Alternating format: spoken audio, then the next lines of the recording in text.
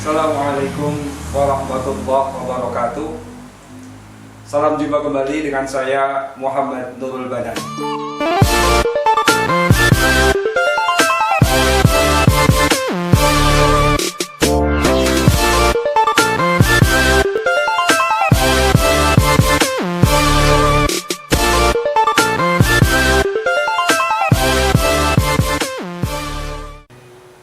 Untuk kali ini saya akan membicarakan tentang suami yang merasa nyaman apabila istrinya berpenghasilan lebih tinggi.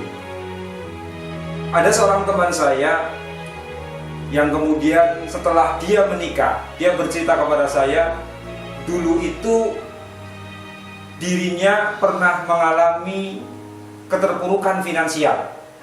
Artinya pasca dia menikah, ekonomi keluarganya, ekonomi rumah tangganya belum mapan, belum bertumbuh dengan baik. Sampai akhirnya dalam beberapa tahun dia dengan istrinya hanya hidup dalam kontrakan di sebuah kota besar di Indonesia. Nah, tetapi keduanya sangat ingin untuk membuat rumah, yang pada akhirnya kemudian istrinya berpamitan untuk menjadi tenaga kerja Indonesia di luar negeri, waktu itu di Arab Saudi. Karena apa? Keduanya itu ingin dibuatkan rumah sama orang tuanya juga pas-pasan. Orang tuanya bukan orang yang berada yang mampu memberikan warisan rumah, mampu memberikan bantuan untuk membuat rumah. Akhirnya apalah daya, mengandalkan hasil kerja dari suami juga hanya pas-pasan untuk makan, pas-pasan untuk bayar kos-kosan dan lain sebagainya untuk kebutuhan hidup sehari-hari. Dan akhirnya setelah disetujui oleh berbagai pihak, si istri berangkat ke Arab Saudi untuk bekerja sebagai tenaga kerja wanita. Nah, tetapi sesudah istrinya berangkat, si suami ini punya kesadaran baru, punya pikiran baru bahwa saya kok malu sekali ya, saya sebagai seorang laki-laki yang diberi anugerah,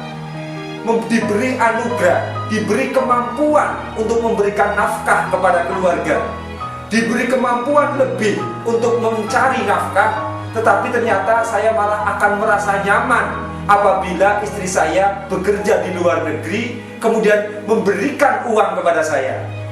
Nah, perasaan si suami ini terusik. Dia merasa sangat malu bahwa saya seorang laki-laki yang seharusnya tangan saya berada di atas. Seharusnya saya memberi kesejahteraan kepada istri, bukan kemudian saya merasa nyaman istri saya kerja. Yang istri saya kerja dan nanti bisa membantu saya untuk membuat sebuah rumah. Dia merasa terusik perasaannya. Tetapi dia mau melarang istrinya pergi, istrinya baru saja berangkat ke Arab Saudi, tidak mungkin dipanggil pulang kembali. Dan akhirnya dia memilih mengambil sikap jantan. Dia tetap diam ketika istrinya mentransfer uang padanya, mengirim uang kepadanya. Dia iyakan saja, iya sudah saya terima. Dikira oleh istri uang tersebut sudah diambil, tetapi tetap dibiarkan oleh dirinya. Dia berprinsip, saya tidak mau mengambil apapun dari istri saya. Biarkan istri saya bekerja. Saya merelakan dia bekerja mencari nafkah. Saya relakan istri saya bekerja mencari uang, tetapi saya tidak mau mengambil apapun. Karena apa? Karena saya malu sebagai seorang laki-laki yang diberi anugerah untuk memberi nafkah kepada istri, tetapi kemudian saya malah menerimanya.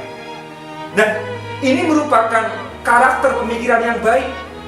Sampai akhirnya si suami ini akhirnya apa? Dia itu tidak pernah mau mengambil uang apapun, tidak pernah mengambil sepeser pun dari uang yang dikirim oleh istrinya dari Arab Saudi.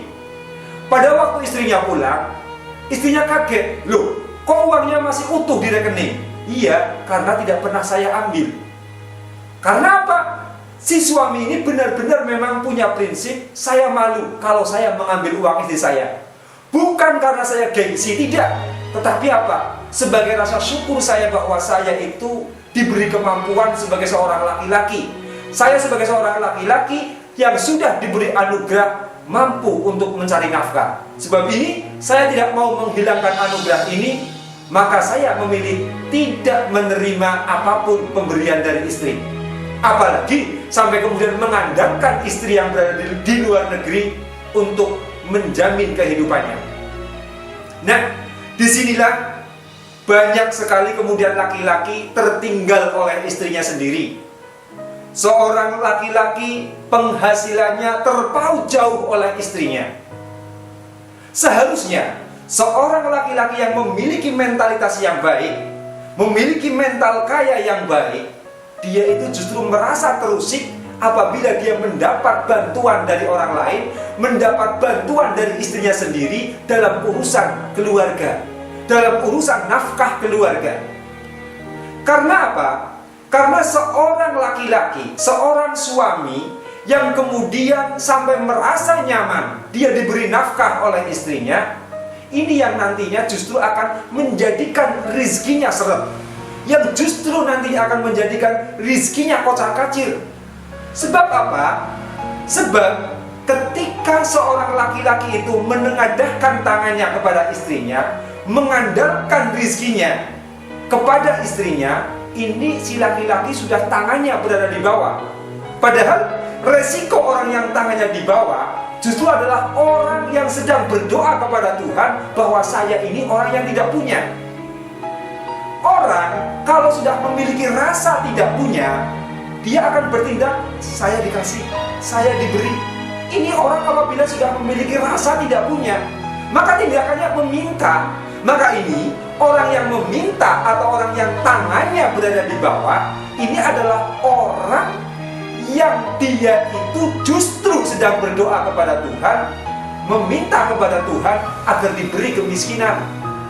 Nah, maka ini tindakan orang yang selalu berdoa, tindakan orang yang selalu berdoa ingin diberi kekayaan, ingin diberi rezeki yang melimpah, adalah orang yang tangannya di atas. Karena orang yang tangannya di atas adalah orang yang punya perasaan, saya ini punya, maka ini saya mampu memberi. Nah, disinilah kemudian letak mengapa seorang suami, seorang pria setelah menikah justru rizki yang mengalir dalam keluarganya itu melalui tangan pria. Seorang pria setelah menikah rizkinya mengalir lebih banyak. Disebabkan apa? Seorang pria itu sesudah dia menikah, dia punya perasaan bahwa saya itu akan menafkahi, saya itu akan memberi kepada istri saya ada kewajiban untuk memberi. Karena dia punya perasaan kewajiban untuk memberi, akhirnya mentalnya itu menjadi kaya. Mentalnya menjadi kaya, maka ini kemudian seorang laki-laki banyak yang kemudian setelah menikah ekonominya semakin baik, urusan finansialnya itu semakin baik.